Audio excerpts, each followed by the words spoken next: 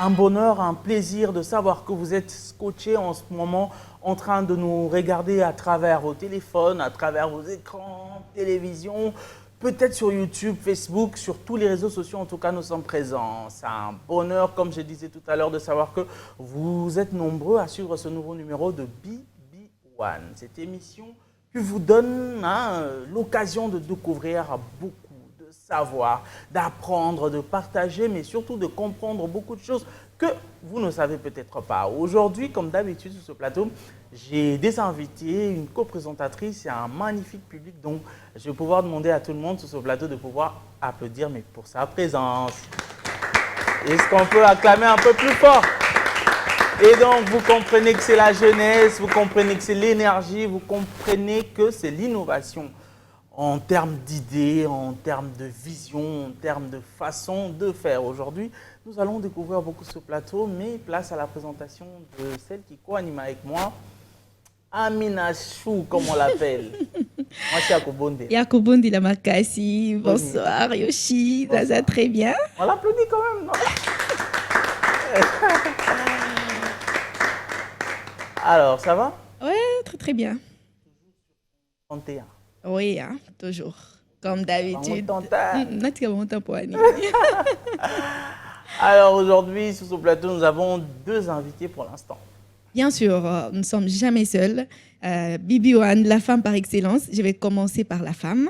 Elle s'appelle Madame Patricia Kabea. Elle est médecin. Madame, bonsoir. Bonsoir. Vous allez bien, madame? Je vais très bien, merci. Madame, juste une petite précision, je ne suis pas médecin, je suis infirmière. Voilà, Madame Patricia Kabea, infirmière. Tout à fait, voilà. Merci, madame. Merci à vous. Elle est avec docteur Aron. Docteur Ouais. Aron, bonsoir. Bonsoir, madame. Vous allez bien? Très bien et surtout merci pour l'accueil sur ces très beaux cadres.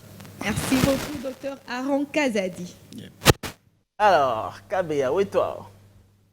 Ça va très bien, ça j'ai compris. Ah, ok. Mais je suis moutété là. Ok. Alors, chez vous, on dit quoi pour saluer? Oh là là, moi ça fait des années que je suis en Belgique, donc même le tété là je comprends pas. On applaudit quand même, hein? Ah, vraiment, on a flamand, quoi. Le flamand en plus. Ok. Alors, sinon, vous allez bien? Les séjours à Kinshasa, ça va? Tout se passe bien, on est venu pour les actions. Pour l'instant, franchement, tout se passe bien. Hein? Alors, à côté... Oui, Docteur. nous sommes là à Kin, hein, on est habitué avec notre Kin, les Vraiment, embouteillages, quand il pleut, tout ce qui se passe. Donc, Vraiment. on est là, on tient les coups, voilà, et ça se passe très bien, comme Donc, toujours. Vous allez bien? Oui, tout doucement, nous sommes là, comme je le disais, au rythme de notre ville Kinshasa, que je considère comme la meilleure capitale du monde. La meilleure capitale du monde. Alors, moi, j'aimerais savoir un peu. Elle a parlé tout à l'heure des médecins. Elle a dit infirmière et là docteur. Donc, miso ngana uta vraiment namboka. Surtout bien ngana docteur. Oda infirmière, oda docteur, oda docteur. C'est quoi la différence en fait entre les trois? Ah, attendez, un médecin, c'est celui qui pose des actes, qu'on va dire, médicaux. Ok, il y a des actes médicaux qui sont régis même par les cursus. Il y a des choses qu'un médecin pose et il y a des actes aussi infirmières que les infirmiers sont censés poser. Okay. Par exemple, la consultation du malade, c'est le médecin qui consulte le malade, qui pose un diagnostic, n'est-ce pas, et il instaure un traitement. Et après, l'infirmier aussi a un rôle très capital parce que c'est l'infirmier ou l'infirmière qui est d'ailleurs avec le malade au quotidien. C'est l'infirmier qui est vraiment à côté du malade. Il doit maintenant exécuter ses traitements, suivre ces malades-là. Et vous voyez, donc chacun est dans son rôle. On a besoin les uns des autres. Le médecin a besoin des infirmiers pour fonctionner. Sans les infirmiers, c'est compliqué. Les médecins ne vont pas fonctionner. De la même manière aussi, les infirmiers ont besoin de médecins pour fonctionner. Sans le médecin, les infirmiers auront du mal à fonctionner. Donc, c'est une complémentarité là qui s'installe, qui évolue parfaitement bien. Un petit éclaircissement sur ce point. Alors, je reviens chez vous, très chers téléspectateurs, pour vous dire que chaque BB1 égale à un sujet. Aujourd'hui, nous allons essayer de comprendre un tout petit peu quels sont les gestes qui peuvent sauver la vie. Oui, parce qu'il est important de dire que nous sommes l'une des capitales, nous sommes l'un des pays les plus peuplés, en tout cas d'Afrique, et qu'il y a beaucoup de choses qui arrivent, hein. Il y a des guerres qui viennent. comme ça, sans qu'on le veuille. Il y a les inondations, j'allais dire. Il y a des accidents, voilà. Il y a des événements qui tournent un peu mal. Mais aujourd'hui, avec des médecins, ici, aujourd'hui, avec des docteurs, des infirmiers, nous allons en tout cas ensemble essayer de comprendre un peu quels sont les gestes qu'il faut poser pour sauver de vie quand il y a quelque chose. Alors, Amina, tu as déjà une question? Ah oui, déjà une question. Hein. Je vais m'adresser à Madame Kabea. Je vais comme ça t'appeler comme Yoshi, Madame Kabea. Alors, parle-moi un peu de votre parcours. Mon parcours, alors ça fait 10 ans que je suis infirmière en Belgique. Je travaille principalement en milieu hospitalier. C'est un choix que j'ai fait. Il y a des centres d'hébergement, il y a la prison, il y a les maisons de repos, etc. Moi, j'ai fait le choix de travailler principalement en milieu hospitalier parce que j'aime l'adrénaline qui est dégagée à l'hôpital et je travaille la nuit. Je suis veilleuse, je ne travaille pas la journée. J'ai fait 2 ans de jour, mais je savais déjà que c'était rien pour moi, pendant mes stages déjà. Et donc là, ça fait exactement 8 ans que je suis en nuit. 8 ans déjà. 8 ans, je fais la nuit, voilà. Waouh, et c'est à féliciter. Alors, HQA, c'est quoi, madame? Ça vous dit quelque chose? Ça me dit tout à fait quelque chose. THQA, c'est l'ONG pour laquelle je travaille. Donc, on a fondé ça ensemble avec mon mari. Ça veut tout simplement dire tête haute, quoi qu'il arrive. C'est un état d'esprit. On travaille dans un état d'esprit, peu importe ce qui va nous arriver, peu importe ce qu'on va croiser sur notre chemin, on garde la tête haute parce qu'on n'avance que la tête haute. On ne peut pas avancer la tête baissée. Une personne qui a une tête baissée ne voit rien déjà pour commencer. Il n'y a pas d'issue devant lui ou elle. Nous, donc, on garde la tête haute et on avance ainsi. Waouh. Très bien. Alors, je reviens un peu chez le docteur. Principalement, à un moment de la vie, moi, j'ai été en contact très permanent avec quelqu'un qui avait des crises d'angoisse. Nous, personne à côté de cette personne, que nous aimons beaucoup, nous avons développé notre manière à nous de l'assister en cas de crise. Voilà, c'est, comme je disais, crise d'angoisse.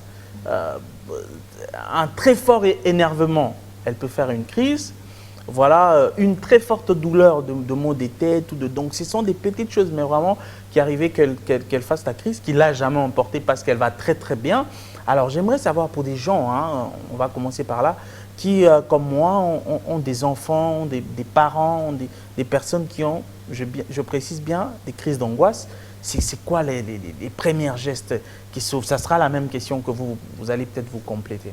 Oui, merci beaucoup pour votre question. D'abord, pour vous répondre, je commence déjà par vous répondre en donnant le nom de notre organisation, Tête Haute. Oui. C'est-à-dire que quand vous avez une telle personne, la première attitude, c'est d'avoir la tête haute. D'avoir la tête haute, c'est-à-dire ne pas regarder comme une fatalité, n'est-ce pas, sa maladie ou sa pathologie, comme pour dire que c'est fini, c'est désespéré. Comme vous le dites, la personne, désolé, comme vous le dites, la personne se porte bien. Donc, la première chose, c'est l'état d'esprit. Que l'état d'esprit qu'on a face à cette situation. Et même quand la personne est en train de faire sa crise, le premier réflexe aussi, c'est d'abord avoir le calme. Avoir le calme, parce que vous savez, quand on est agité, c'est dans toutes les situations de la vie. Hein. Quand on est agité, on va prendre des mauvaises décisions et on va poser les mauvais actes. Le premier réflexe, c'est d'abord d'être calme, ok? Quand vous êtes calme, vous pouvez subvenir à cette personne. N'est-ce pas? Il y a ce volet psychologique d'abord, et puis il y a ce volet médical, du point de vue des traitements qu'on doit apporter de manière directe. Le volet psychologique, vous savez, de telles personnes ont besoin d'un certain soutien, d'un certain réconfort psychologique. Parce qu'en elle-même, elle s'est dit peut-être que c'est fini pour lui.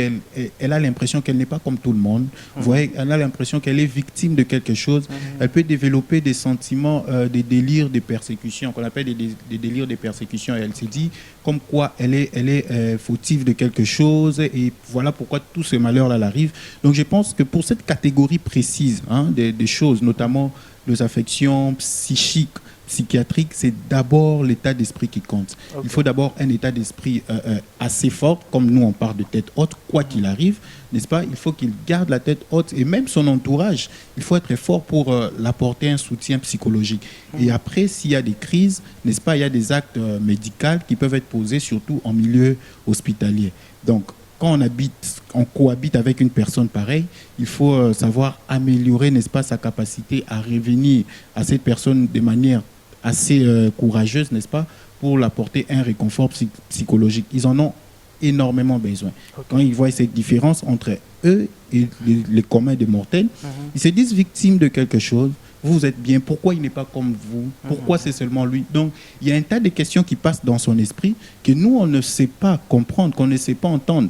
Mais ces questions-là méritent une réponse. Et la meilleure réponse, c'est le soutien que l'entourage lui apporte. Très bien. Est-ce qu'on peut l'acclamer? Alors, j'avais dit que c'était la même question pour vous. Quelque chose à rajouter peut-être? Je vais juste rajouter deux choses. Une qui ira plus ou moins dans le même sens que Dr Kazadi, c'est l'entourage. Donc, si vous savez que vous êtes entouré d'une personne, vous vivez avec une personne qui angoisse énormément, il faut savoir que ces gens-là peuvent aller à un moment donné au suicide parce qu'ils se disent que ça ne va pas. Comme le docteur a pu le dire, pourquoi eux et pas moi? Je suis moins que rien, etc. Donc, le mental est déjà atteint. À un moment donné, la personne peut se dire, c'est bon, j'arrête, je me suicide. Maintenant, vous qui entourez cette personne, vous devez faire attention à tous les signaux. Vous devez connaître cette personne. Et vous-même, vous devez être assez calme aussi pour pouvoir aborder la personne avec sagesse, avec douceur, avec assurance. Parce que sinon, si vous ne connaissez pas la personne, vous savez que, ah, il y a Zarane Karaboy, comme j'entends souvent, ah, il y a Zarane Karaboy, ah, a pété sur ma câble, oh, elle est en mode pétage. Non, la personne souffre vraiment. Pas simplement ici au Congo, mais je pense que même en Belgique, nous, les Africains, on minimise énormément le côté psychologique. Oui. Or que la psychologie joue énormément. C'est une maladie. Ouais. Quand ça ne va pas, quand une personne angoisse, elle ne se sent pas bien. À un moment donné, l'angoisse peut être tellement forte qu'elle se ressentira sur le corps aussi. La personne peut développer des maux d'estomac, par exemple, etc. Ne plus manger, amaigrir, l'anorexie, ça peut vraiment aller très très très loin. Donc moi, j'attire l'attention sur l'entourage.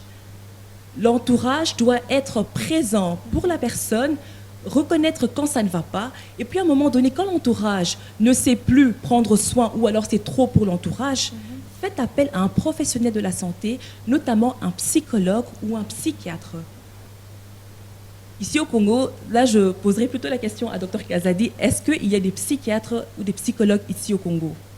Il y en a. Donc il faut voir un professionnel de la santé, pas que les pasteurs. Il y a le côté spirituel.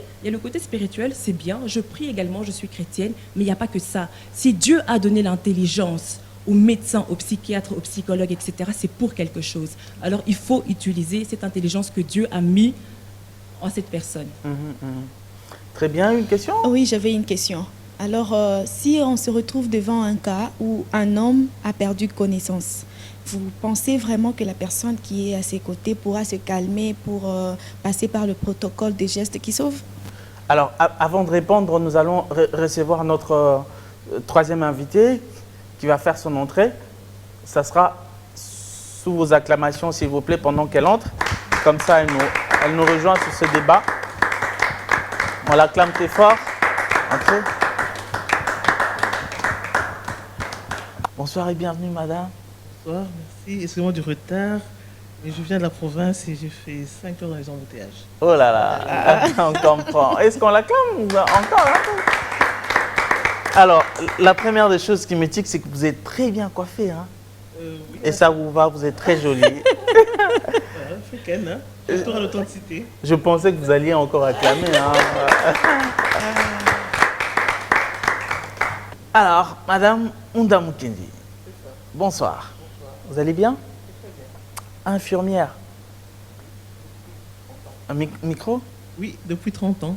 Depuis 30 ans. Oui. Alors, moi, j'ai une autre question. Tout à l'heure, on parlait un peu de la différence entre docteur, infirmière et médecin. Est-ce que ce n'est pas... c'est une option ou une option qu'on choisit à vie, infirmière?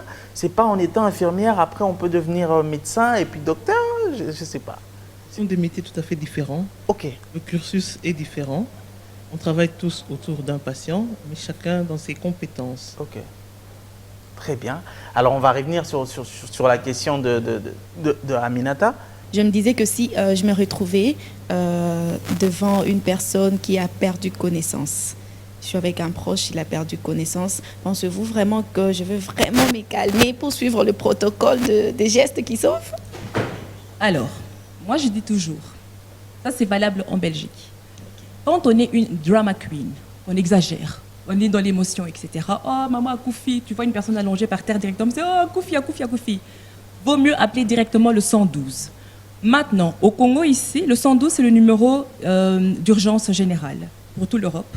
Maintenant ici au Congo, je pense qu'il n'y a pas un numéro assez. Ouais, c'est compliqué déjà, Voilà, il faut c'est dire. compliqué.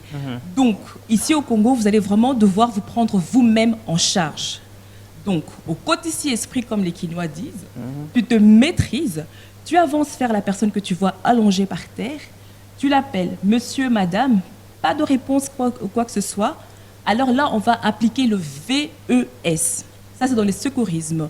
Voir, écouter et sentir. Donc, la personne est allongée. Malheureusement, je n'ai pas mon mannequin, donc je ne pourrai pas vous faire une démonstration. La personne est allongée. Vous vous approchez de la personne.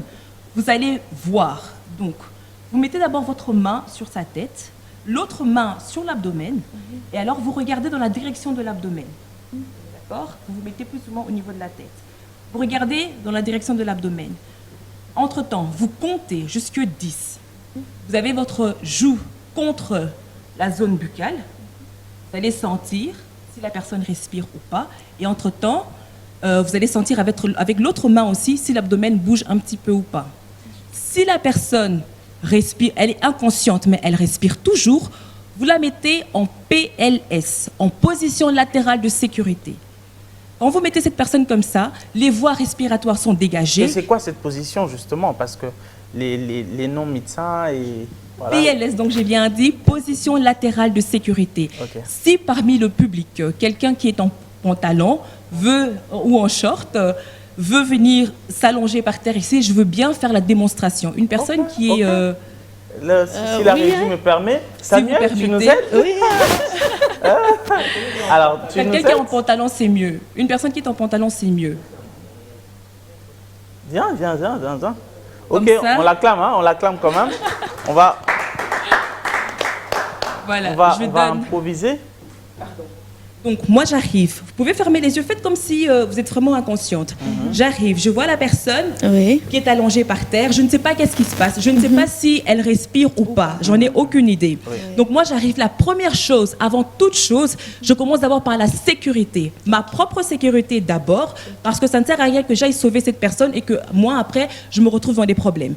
Donc, ma sécurité d'abord. Ensuite, je regarde autour de moi. Si autour de moi, il y a des gens qui peuvent créer le suraccident, je leur demandais de dégager clairement. Comme on voit dans les films, dégager. Comme dit la police, etc., les gens doivent dégager. Donc, j'ouvre encore une parenthèse ici. Ici, à Kinshasa, j'ai déjà vu plusieurs fois, quand il y a un accident, les gens viennent comme des moutons. Ouais. On ne peut pas faire ça, c'est hyper dangereux. Ouais. Donc, c'est mettre tout le monde en danger. Imaginez-vous si la voiture explose. C'est plusieurs personnes qui partent, hein, c'est une perte de vie. C'est pas normal, il ne faut pas faire ça. Donc, je commence par la sécurité. Ma propre sécurité, ensuite la sécurité de ceux qui m'entourent. Ensuite, j'avance vers la personne qui est allongée par terre. J'avance, je demande « Madame, madame, madame ». Madame ne répond pas. Madame ne répond pas. Là, maintenant, je vais commencer à faire le VES. Donc, voir... Écouter. Tout à fait. Et sentir. Tout à fait, voilà. Bon, maintenant, malheureusement, je vais devoir donner le micro parce que j'ai besoin de mes deux mains. C'est mieux, oui. Donc, là maintenant, madame, pas de réaction de la part de madame. Maintenant, je vais appliquer le VES, ma main latérale sur son front. Je recule un petit peu le menton en arrière. Je pose ma main sur mon abdomen. Ensuite, je m'approche de madame. Maintenant, attention, on a eu le Covid. On ne peut pas trop s'approcher non plus parce que je ne sais pas si madame elle est Covid positive ou pas. Donc, je m'approche et je compte jusque 10. Entre-temps, je sens, j'entends et je compte jusque 10. 1, 2. Vous pouvez compter avec moi comme ça on est juste. 3, 4, 5, 6, 7, 8, 9 et 10. Voilà. Madame, elle respire, mais elle est inconsciente. Ce que je vais faire maintenant, c'est mettre madame en position latérale de sécurité. Ok. Je prends la main de madame ici. Hop. Laissez-vous faire, ne bougez pas, laissez-vous faire. Je pose ça là comme ça. Je prends la jambe qui est le plus loin, je lève un petit peu. Laissez-vous faire. Ah, vous êtes morte normalement. Ou attention. On l'acclame quand même, hein. Laissez-vous On lui donne. faire. Donc laissez-vous faire. Je plie le genou de la dame. Ensuite, je la bascule. Laissez-vous Ok. faire. Laissez-vous vraiment Ok, faire. ok. Voilà. Donc je monte le genou, je la pose en sécurité maintenant. La tête un petit peu. Et là, comme ça, le bras, elle peut se reposer. Et après, je continue le VES pour voir. Je vais reprendre le micro. Et les deux bras doivent être dans cette position. Voilà, normalement, elle doit rester comme ça parce qu'elle bouge. Les deux bras doivent rester comme ça. Là, elle est en sécurité. On appelle ça position latérale de sécurité. Ok. Elle respire calmement et elle n'a pas d'obstruction au niveau de sa respiration, au niveau de la gorge, etc. Ok. Vous voyez? Maintenant, nous, la facilité qu'on a, c'est que quand j'ai fait ça, je peux appeler le 112, il y a un relais qui sera fait, ils vont arriver, je dirais voilà, j'ai trouvé Madame X par terre, j'ai fait le VES, elle respirait encore, je l'ai mis en position latérale de sécurité, j'attends votre secours, je donne mon adresse, etc. Ça, c'est la facilité qu'on a en Belgique. Ici, à Kinshasa, je soupire. Donc, je pose Madame comme ça. En général, comme on n'est jamais seul, une personne continue le VES pour voir si l'état de Madame ne s'empire pas. Et l'autre personne doit impérativement aller chercher de l'aide parce qu'on ne sait pas qu'est-ce qui se passe en elle. Est-ce qu'elle a fait un arrêt cardiaque? Est-ce qu'elle a fait un AVC? Est-ce que c'est un malaise? On ne sait pas. Donc, il faut absolument continuer à faire le VES pour voir si son état s'améliore pas ou si ça s'abîme. Ok. Mais une personne doit absolument aller chercher le secours. Mais à Merci partir de beaucoup. cette position, on l'acclame quand même encore, hein. Allez, allez, allez, venez. Ah, voilà. Et donc, à partir de cette position, comme je disais tout à l'heure, la personne peut respirer comme il faut. La personne peut respirer, les voies respiratoires sont dégagées. Il n'y a rien qui obstrue la trachée ou quoi que ce soit, les voies sont dégagées. Ok. Et là, on ne va pas pousser dans le ventre, on appuie Non, comme on le a massage l'habitude de le cardiaque faire. et tout, non. Déjà, pousser dans le ventre, ça ne sert à rien. Quand on est inconscient, ça ne sert à rien. Et le massage cardiaque se fait au niveau du sternum, l'os qui retient les deux côtes, ici, en plein milieu. Ok. Donc, comme elle a dit le VES, elle a vu que la personne respire. Donc, elle n'a pas besoin d'aide. Le massage cardiaque intervient quand la personne ne respire pas et qu'on n'arrive pas à la stimuler quand on la pince. Parce que quelqu'un qui est vraiment inconscient, tu peux le pincer très fort, il ne va rien sentir. Alors, à ce moment-là, directement, on commence le massage cardiaque et pas dans le ventre, comme on l'a vu avec au concert de Fally et Poupa. On masse là où est le cœur, parce que le cœur, c'est une pompe. Comme quand vous allez, bon, moi je viens d'un village, vous allez au village prendre de l'eau, vous pompez pour que l'eau puisse monter. Eh bien, le cœur aussi pompe le sang. Et là, il ne s'est plus pompé. Et le massage cardiaque que vous allez faire, donc vous remplacez la pompe. Très bien. Alors, moi, j'aimerais quand même savoir, hein, tout à l'heure, on parlait des réalités de Kinshasa et voilà, c'est pas tout le monde qui a la possibilité d'appeler un ambulance, par exemple, pour venir prendre la personne. Il y a des personnes qu'il faut ramener sur une moto, voilà, selon le coin. Il y a des personnes qu'il faut ramener en taxi, dans un bus, etc. Si la personne est dans cet état, hein, disons dans l'inconscience, mais continue à respirer, est-ce que les autres positions prises, que ce soit sur une moto, comme je disais, ou dans une voiture qui n'est pas adaptée, peuvent causer la mort du patient? Ce qu'on peut dire, c'est que bon, on fait avec ce qu'on a. Donc, la plus belle fille du monde ne peut donner que ce qu'elle a. Exactement. Donc, on doit essayer de toutes les façons à la sauver. Donc, s'il n'y a pas de moyens, on la prend sur la moto. Mais avec tous les embouteillages, j'ai participé il y a 2 semaines à un congrès de médecins. Donc, on a parlé effectivement de cas de trauma sur la route. Comment faire quand on a un traumatisme en plein Tchangou, avec toutes ces voitures, même l'ambulance ne s'est même pas arrivée. Donc c'est un problème qui est au niveau de l'État, donc au niveau de la politique. Ils doivent prendre des bonnes politiques pour pouvoir trouver des chemins, peut-être faire des petits chemins pour uniquement les ambulances. Très bien. Je me permets de rajouter à ce que maman Janine a dit. Je suis tout à fait d'accord avec elle. Et après, même si nos politiques font le nécessaire, la population. Et l'éducation au niveau de la population. À chaque voyage, je suis choquée. À chaque voyage, je suis choquée. Ce voyage ici, je crois que je suis le plus choquée. Par les choses que je vois, ça vous me êtes dépasse. Chez vous, hein, Oui. vous êtes chez vous. Donc, je pense que le gouvernement peut faire tout ce qu'il veut, mais si la population n'est pas éduquée, Oui. même les chemins qu'on va créer, ils vont quand même ils vont quand même emprunter ce chemin-là.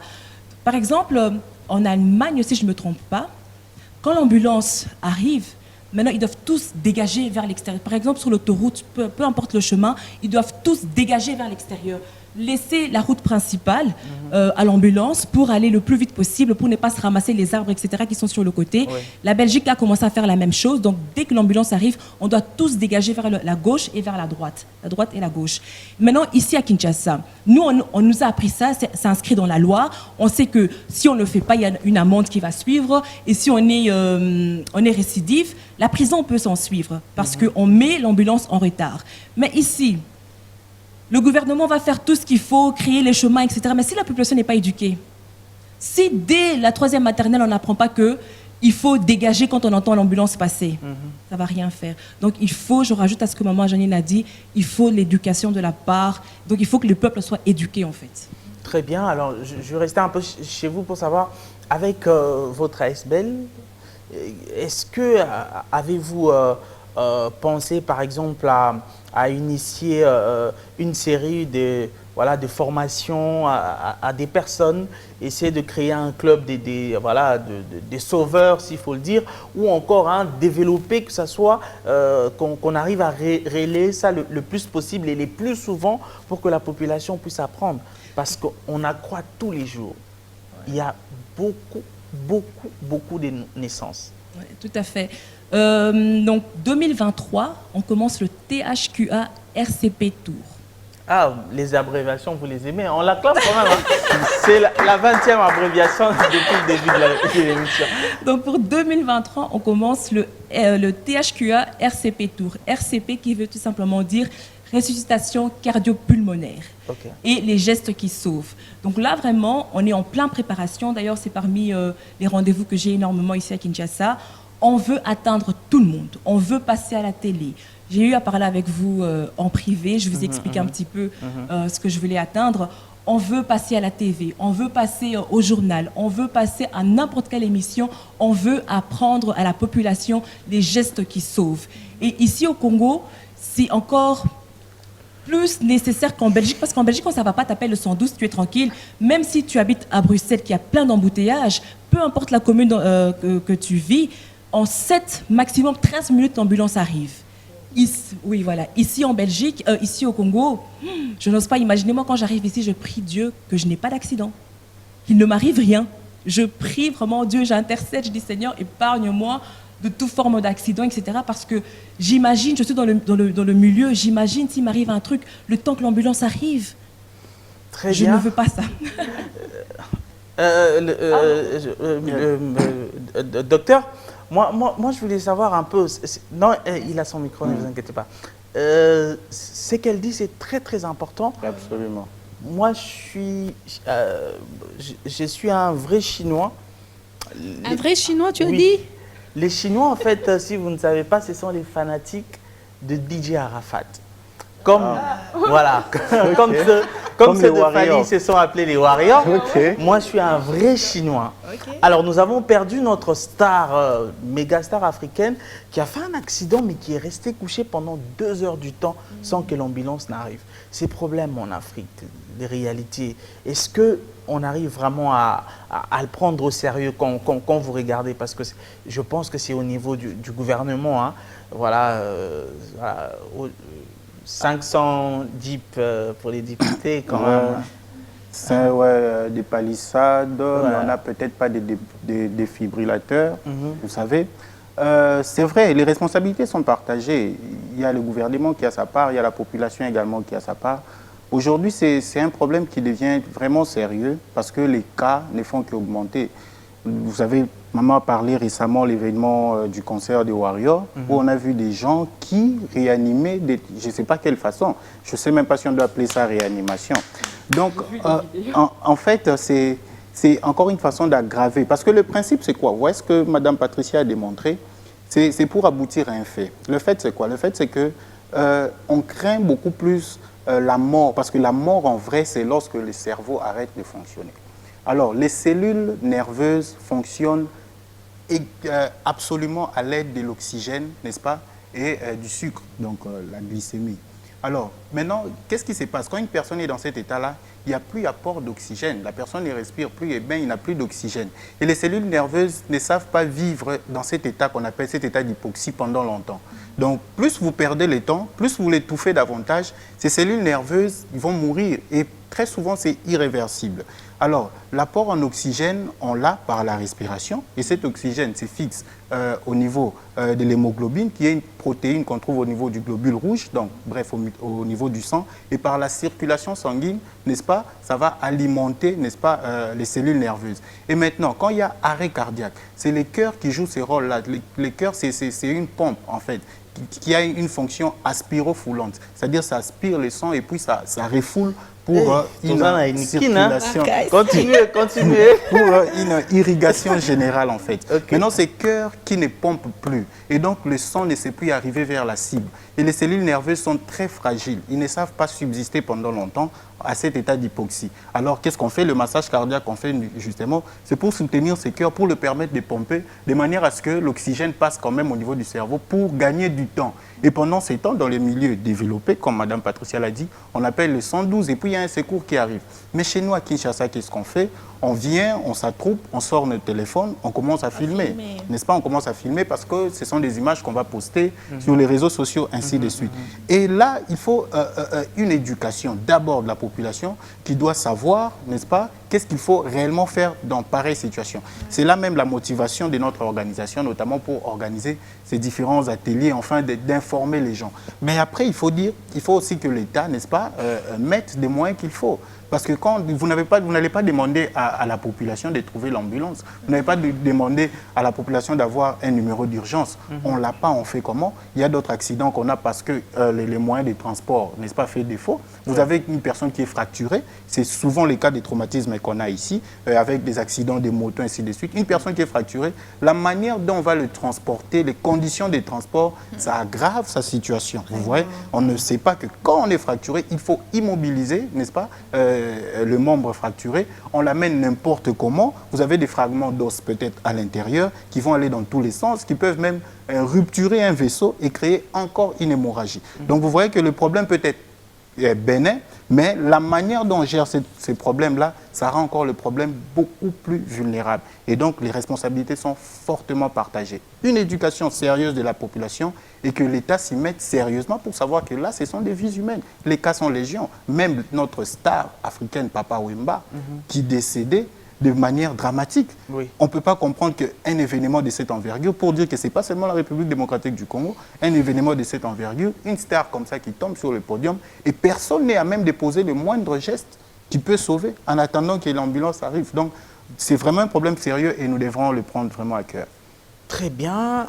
Quelque chose à rajouter, André? Je vais rajouter justement, en parlant de Papa Wemba, c'est le moment qui m'a vraiment perturbé parce que c'est mon époque, en fait. J'étais endeuillé pendant toute une semaine. Okay. J'ai dit, qu'est-ce qu'on peut faire? Donc, je me suis dit, je vais faire cette histoire de geste qui s'ouvre. J'ai rencontré des problèmes parce que les gens n'y croient pas. J'ai dit, mais c'est très important, la prévention, c'est très important. Ouais. Nous sommes dans des pays où nous n'avons pas assez de sécurité sociale ou de matériel pour sauver quand on est grave. Alors, mieux vaut prévenir. Donc, moi, comme je travaille avec mon association sur le Kasaï, donc j'étais chez les Kasaïens, demandé de l'argent pour acheter le matériel et tout. Mais ici, je vous dis que j'ai eu que 500 €. Le reste, je me suis dit, je ne vais pas laisser tomber. J'ai quand même fait l'activité, j'ai payé de ma poche. Et j'ai été et j'ai appris. Là, je reviens à 1 an après pour voir un peu est-ce que l'évaluation et tout ça. Et les gens ont utilisé ça et tout. Et donc, maintenant, on me demande, tu reviens quand? Donc, les gens ont commencé à comprendre que c'est important. Oui. Donc, comme Mme Kabé a dit, il faut vraiment sensibiliser à la télé, partout. Parce que même en Europe, on apprend, même un enfant de 5 ans, mais il n'a pas beaucoup de force. Mais le peu qu'il fait là, il injecte même si c'est 1 millilitre de sang, c'est déjà mieux 1 millilitre de sang que rien du tout. Donc il faudrait que les écoles, dans les sociétés, Oui, dans les églises, combien de pasteurs, de prêtres on n'a pas vu tomber et les gens, au lieu de faire quelque chose, ils crient Alléluia, Amen. Donc voilà, donc il faut que vraiment la population soit au cœur. Si Madame Kaba, Patricia peuvent plutôt sensibiliser on appelle ici les leaders communautaires, donc les infirmiers, les agents de quartier, tous ces gens-là, que les gens écoutent et qu'on leur apprenne à eux et qu'eux, après, continuent à sensibiliser. Madame, si vous avez appris, vous pouvez aller chez vous ce soir, apprendre à votre famille et je peux vous dire qu'en 1 an, 2 ans, la moitié du Congo sera déjà. Très bien, quelque chose à rajouter? Je vais juste te donner un petit témoignage parce que voilà, on est au Congo et on sait que la croyance est énorme ici. Alors, je suis chrétienne moi-même, je pratique, je prie, je jeûne, etc., tout ce que vous voulez. Il y a 2 ans, le 12 février, il y a 2 ans, je dors après ma nuit, je ne me sens pas bien, je me sens partir. Je suis infirmière, je sais ça, je sens qu'il y a quelque chose, je sens que mon cœur, je sens qu'il y a un trouble de rythme quelque part au fond de moi. J'appelle mon mari, donc je descends vite en bas parce que je dormais en haut. J'appelle mon mari, je dis Patrick, je ne me sens pas bien. J'ai l'impression que je suis en train de mourir, je sens mon cœur s'emballer. Je suis en train de faire un trouble de rythme, là, je le sens. Alors Patrick me dit, ouf, on fait quoi? J'appelle le 112. Entre-temps, il a commencé à prier. Donc, pour tout simplement dire que la foi et la science, ce n'est pas des antagonistes. Ouais. C'est 2 choses qui peuvent marcher ensemble. Donc, on a prié, on a appelé l'ambulance, j'ai été pris en charge à temps. Il y avait des valeurs qui n'étaient pas justes, ce qui a confirmé que je n'allais pas bien. Et on a prié, et grâce à la prière, j'ai été sauvée. Parce que j'ai pu quitter l'hôpital vers 20h. Le médecin, d'abord, il est venu avec des analyses qui étaient complètement troublées. Il me dit, mais madame, vous êtes jeune, etc. Il y a des indications de crise cardiaque, etc. Et tout. Entre-temps, on a continué à prier, mais j'étais à l'hôpital. On a pris les soins, tout ce que les infirmières m'ont donné, j'ai pris les médicaments, etc. J'ai tout pris. On a continué la prière. Vers 20h, le médecin est arrivé. Il dit, mais madame, je ne comprends plus rien. Tout est bien. Tout est bien. Vos analyses, tout est bien. Il n'y a plus rien. Donc, tout simplement pour dire, on ne peut pas négliger la science. C'est Dieu le maître de la science. C'est lui qui a donné l'intelligence à tous ces médecins, même s'ils sont francs-maçons, même s'ils sont Rose-Croix ou je ne sais pas quoi. Toi, tu viens, il est comment dire ça, il est efficace, il travaille bien. Tu viens, tu prends ton traitement, tu pries, tu sanctifies tout par la parole et après tu t'en vas. Juste pour dire ça vraiment, que le peuple congolais puisse m'entendre, je vous en supplie vraiment, on ne peut pas négliger tout ce qui est science. Ça marche, ça va de pair avec la prière. Très bien.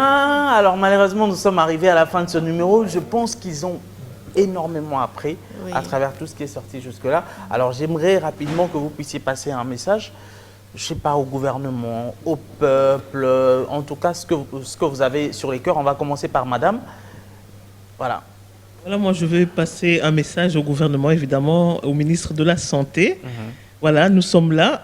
Comme je le dis toujours, nous sommes de la diaspora, une diaspora compétente. Il ne faut pas toujours attendre que les gens blancs avec des yeux bleus viennent. Nous sommes noirs, nous aimons notre pays et nous voulons aussi ramener tout ce que nous avons appris là-bas, le ramener gratuitement ou si vous nous donnez un coup de pouce, c'est encore mieux. Très bien. Alors. Donc, je vais aller dans le même sens que maman Janine. Moi, j'ai grandi au nord de la Belgique, donc je parle le néerlandais. Le néerlandais que j'ai appris, le français que je vous parle ici, c'est quelque chose que j'ai appris à la maison avec des cousines, etc. Donc si moi, je fais l'effort de venir ici à Kinshasa avec mon français qui ressemble par moments à rien du tout, je pense que ceux de la diaspora qui sont du côté francophone, comme maman Janine, peuvent se déplacer aussi, venir. Donc ce qu'on a appris en Belgique, montrer ça à nos sœurs et frères ici à Kinshasa. C'est vraiment ça.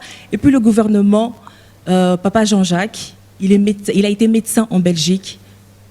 Vous avez vu Saint-Pierre, comment Saint-Pierre fonctionne. Ne nous oubliez pas. Le contact pour l'ASBEL. Voilà. Ah, comment le contact on fait pour vous joindre en fait Sur Facebook, sur Twitter, sur Instagram, THQA. Comme c'est écrit sur mon t-shirt, les lettres THQA. Très bien, médecin, un dernier mot. Docteur, merci. pardon. Moi j'aimerais que vous puissiez dire quelque chose spécialement à la population. Voilà. À la population. Vous avez cette caméra devant vous. Voilà. À la population, merci pour cette opportunité. À la population, je dirais, nous devons être conséquents sur nos actions. Vous savez, la vie humaine, c'est quelque chose de précieux. Comme on dit dans les jargons, on n'a pas de brouillon de vie. C'est-à-dire quand il y a une situation qui menace notre vie, il faut y intervenir avec beaucoup de calme. Et donc, je vous conseille, vous qui avez suivi cette émission, de bien vouloir mettre en pratique, n'est-ce pas, ce que nous avons dit durant cette tranche, et n'est-ce pas, et faire parvenir aussi à ceux qui n'ont pas eu cette occasion. Donc, évitons tout ce qu'on a dit là, de venir étouffer davantage quand il y a un sérieux problème, n'est-ce pas, d'accident cardiaque surtout, et soyons cultivés, n'est-ce pas, de manière à apporter un secours efficace lorsqu'une personne se trouve en danger. Mais aussi au gouvernement, n'est-ce pas, à nos dirigeants, de mettre des conditions qu'il faut, n'est-ce pas, pour assurer, parce que la protection, la sécurité des populations, en fait, ça doit être la priorité. Et là, on a comme l'impression que nous ne sommes pas en sécurité parce que nous manquons les basiques. Donc, c'est un message que je lance à l'endroit du gouvernement pour prendre à cœur ces problèmes. Merci beaucoup. Donc, ça a été un plaisir de passer ces 45 minutes de bonheur avec vous. Je pense que vous avez appris, vous avez été édifiés. Et donc, on va faire comme d'habitude. Hein. On lève tous nos mains ensemble et on fait bye-bye. Bye-bye. On s'acclame.